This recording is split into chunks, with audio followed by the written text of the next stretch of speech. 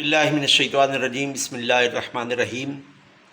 ناظرین محترم، آج یوم پاکستان ہے، 23 مارچ، وہ دن جب مینار پاکستان کے گراؤنڈ میں حضرت علامہ اقبال رحمۃ اللہ علیہ نے قرارداد پاکستان کو پیش کیا اور اس کو بھاری اکثریت کے ساتھ منظور کیا گیا۔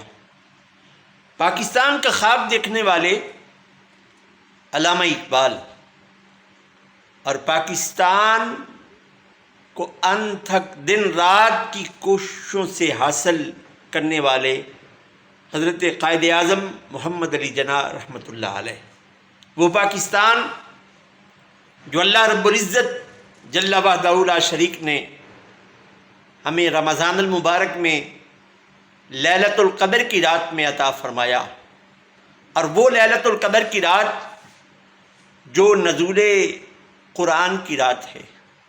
خالق کائنات جل وحدہ لا شریک نے اس پاکستان کو ایک ایسا آئین عطا کیا جس کو قرآن کہا جاتا ہے، اور یاد رکھیے پاکستان کا مقدر فقط قرآن و سنت ہے۔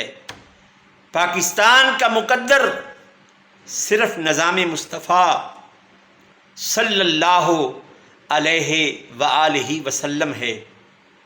پاکستان کا مقدر کوئی اور دوسرا نظام نہیں ہے۔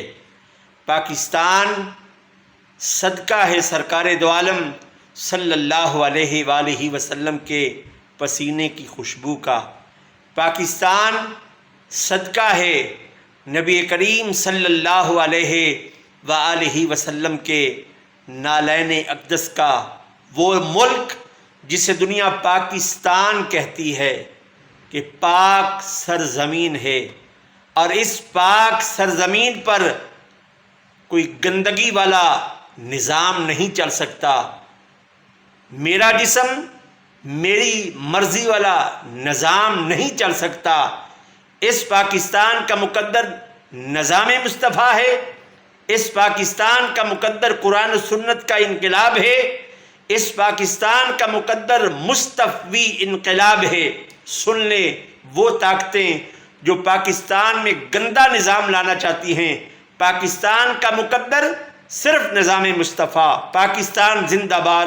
والسلام علیکم ورحمۃ اللہ۔